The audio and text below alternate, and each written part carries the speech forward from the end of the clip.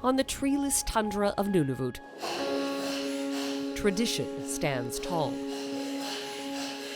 A place where hunters still venture out into the bay, and a majority of people speak Inuktitut. This is the capital, Iqaluit.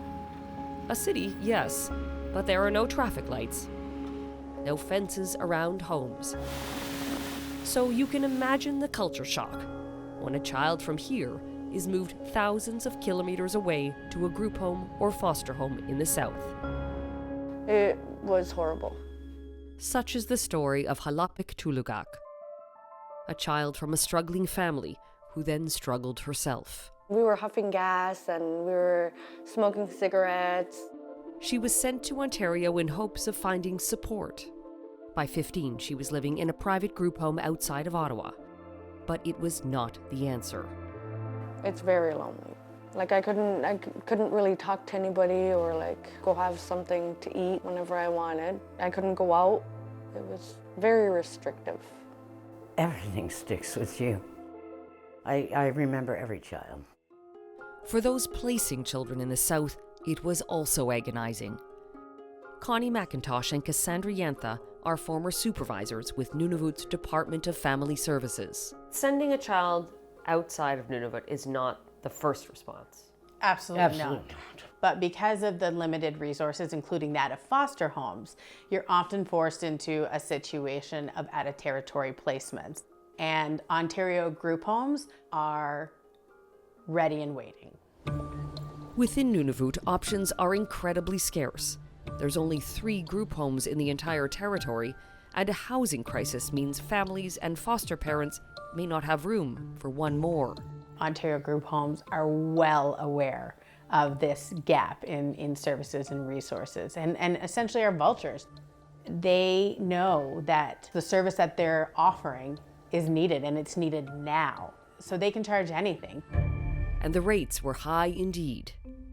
Global News obtained and analysed roughly 8,000 pages of contracts between the government of Nunavut and child welfare companies outside the territory, and found that from 2019 to 2021, Nunavut paid on average 53% more per day for a child to live in an Ontario group home compared to what children's aid societies in Ontario paid.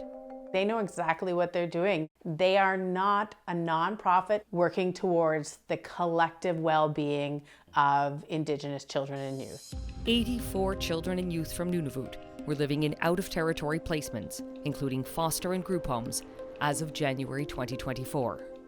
Some moved because of medical needs requiring specialized care, others because they didn't have a safe home or their personal struggles meant they needed a new one. Over 4 years, the government of Nunavut awarded $41 million to residential care companies in the south, nearly $26 million of that in Ontario.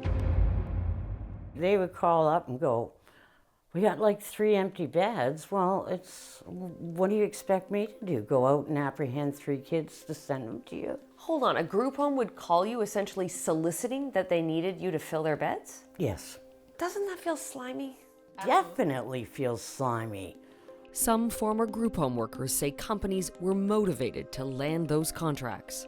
We have agreed to protect their identities because they fear reprisal. Did you feel like they were actively trying to target or recruit Indigenous youth? 150%, absolutely. Why? It's more money. You get a per diem that is double, if not triple, the per diem you would get from a youth in Ontario. Some companies defend what they charged Nunavut, saying Ontario's rates are outdated and not reflective of actual operational costs. Where is the money going? Where do you think the money's going? I would love to see some, financial audits being done. Karen Baker Anderson has been an advocate for Inuit youth for 30 years. I think the money might be going into operators' pockets, and I think they're clear. They're in a business. The business happens to be that they're operating group homes. What children and teens received for those contracts varied greatly, according to former workers. Some companies made efforts to offer culture, therapy, and warmth. Others were punitive and cold. It would not be uncommon for a child or youth to have an empty room, and that was the consequence to their behavior. It happened to Halapik when she says the group home suspected she might hurt herself. My stuff were out of my room for a good 2-3 days. Like, you don't strip a child's room and just throw a mattress on the floor. You saw bare rooms with just mattresses on it? Yeah, they're not in prison. But did it seem like a prison? Absolutely. Yeah. They say they reported their concerns, but nothing changed.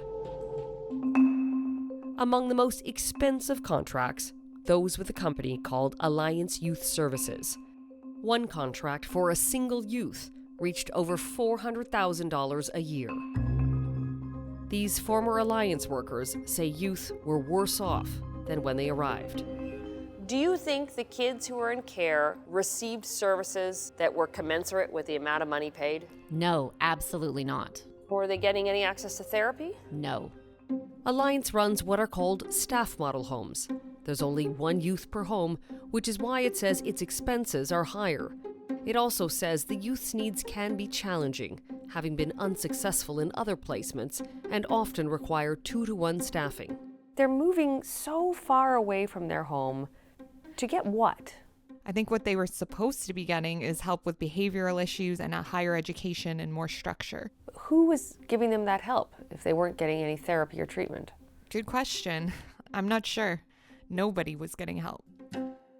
Alliance told Global News it has a successful track record of helping youth, as well as successful audits and reviews by the ministry for 19 years.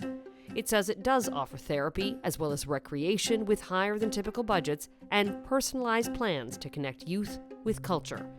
It defends there is no targeting and no difference in fees based on a resident's background. Their doors should have been closed long ago. Between 2019 and 2022, the government of Nunavut paid Alliance Youth Services more than $2 million for youth to live in Alliance staff model and foster homes. And yet, basic bills went unpaid. Utilities, water, rent, staffing. Many times, you're calling and begging the propane company to just go deliver a tank of propane to keep the house heated. Alliance says all bills have been settled. An oversight, it claims, only happened at vacant homes. It also forwarded to Global News over 40 emails from workers, all unverified, which spoke of excellent and supportive care with cultural activities for Indigenous youth. Across many companies, what youth and workers say was lost was culture. I really truly think they thought, well, if we go buy a picture from somewhere of a polar bear and we put a Nunavut flag on the wall, maybe we'll label a few things in Inuktitut, and we say, there we go. We've now offered a culturally safe space for this child, and it's not safe. Baker Anderson used to lead an Inuit organization in Ottawa, which supports families, including teens in group homes. I think what people are taken back by is how strong the Inuit culture is, that people are living their culture in the Arctic every day. And I think we've looked to the South as a solution, but the South hasn't known how to be a solution. There was an expectation in the contracts with the government of Nunavut that companies would provide an environment that was culturally sensitive. Do you remember what sort of promises of quality of care the youth you place were going to get? Absolutely. So loving and nurturing environments, safe spaces, cultural continuity, therapeutic resources, and the list goes on and on. And did the kids and teens get that? No. Some former workers say it was a facade. It was almost like, holy crap, we're starting to get kids from Nunavut. It's a lot of money coming in. We got to make sure that the programming looks good. So you could say to the social worker, this is our programming calendar. We'll have a culture night, and culture night could be Italian. Culture night for the Indigenous youth could be Italian night? It could be Italian night, it could be Mexican night, it could be... So any culture? They would just yell at them, speak English. They swear at these kids all the time. For speaking Inuktitut? Yes. The absence of anything familiar made life for some youth feel impossible. And even though Nunavut funded family visits or trips home, it wasn't enough. I would get sometimes 3-4 phone calls a day from one kid. When am I coming home? That was the question that they always asked. When am I coming home? What does that feel like? It feels absolutely horrible, especially when you don't have an answer. If this was happening anywhere else, as Canadians, we would say, no way. We would raise money, we would stand up and protest. And yet this is happening in our own country to our First People who we've already done so much harm to. And we're doing it again. And we're doing it again.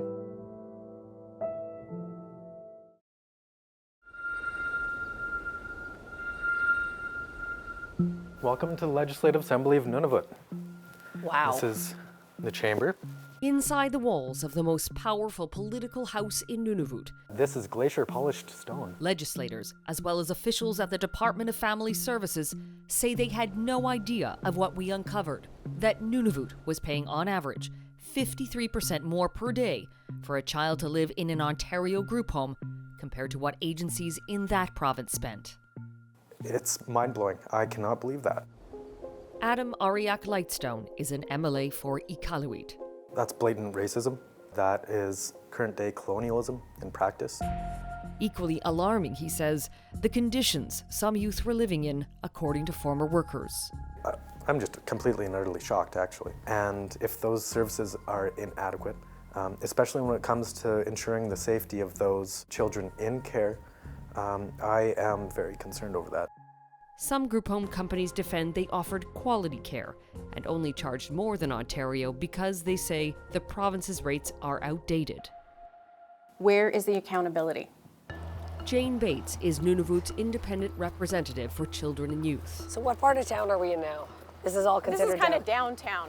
The responsibility lies on the government of Nunavut and the Department of Family Services to ensure that if they're placing children outside the territory, that the care, the services, and the support that they're receiving far exceeds what they would have received had they remained in Nunavut.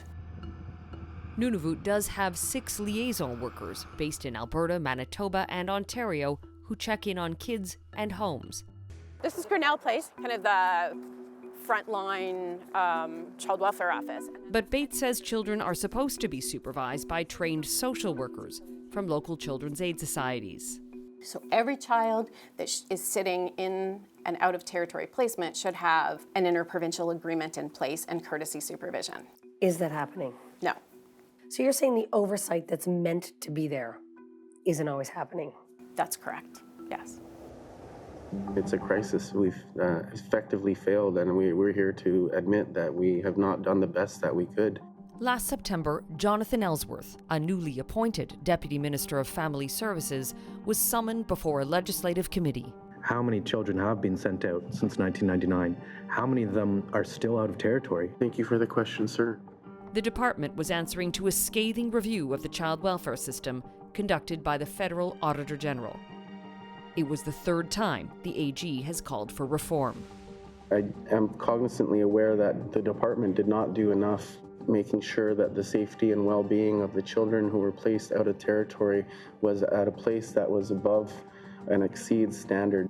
The audit also found that within Nunavut, government workers did not always respond to reports of suspected harm, did not complete investigations for child protection, and did not have reliable data.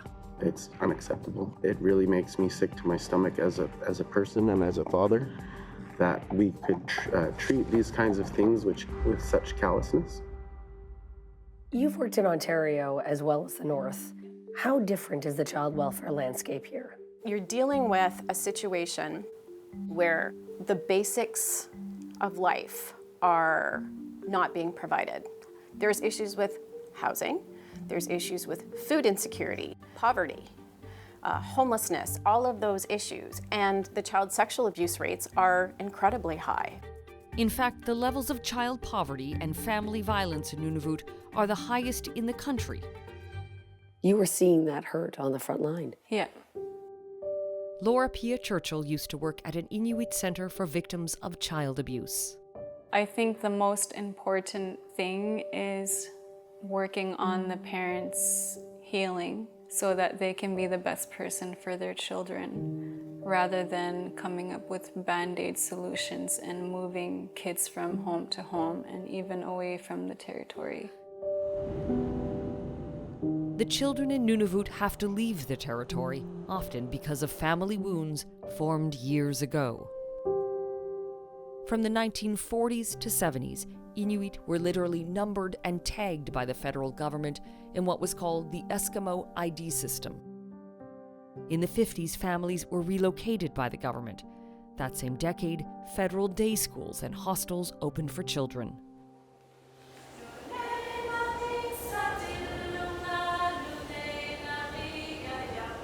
Today is a very heavy day. And while at the National Day of Truth and Reconciliation, they speak of historical wrongs. It's really important that we spend time talking about the truth of how children were taken away from our families. The echoes reverberate in the child welfare system today.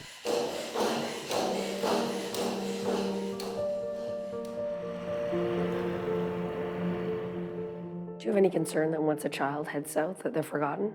Yes, I am fearful that very few of these children actually make it back home.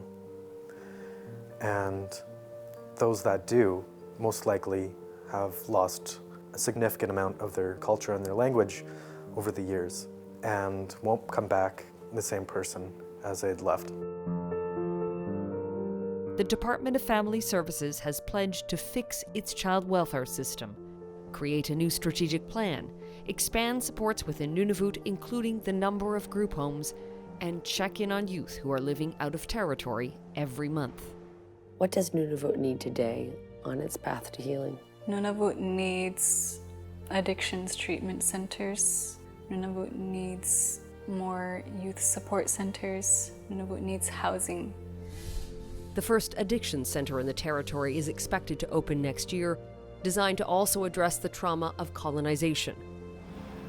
But healing generations of hurt and addressing years of government failings will not happen quickly. And so young people may continue to be sent south to private group homes with open doors. No child should be profited off of when these are the children that come from at-risk homes. I really hope that the government of Nunavut will bring them home.